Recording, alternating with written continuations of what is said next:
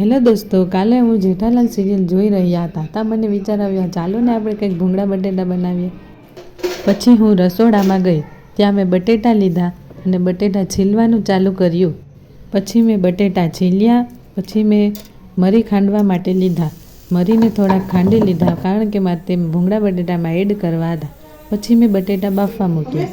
બફાઈ ગયા પછી મેં બટેટા લીધા અને એને છોલી નાખ્યા. પછી તેલ મૂક્યું. તેમાં મેં પહેલાં ભૂંગળા તળી લીધા. પછી ભૂંગળા તળાઈ ગયા પછી મેં પાછું તેલ મૂક્યું ને તેમાં બટેટા મેં વઘાર માટે લીધા. પછી મસ્ત જુઓ કેવા સરસ બટેટા તૈયાર થઈ ગયા છે એનો દેખાવ તો જો.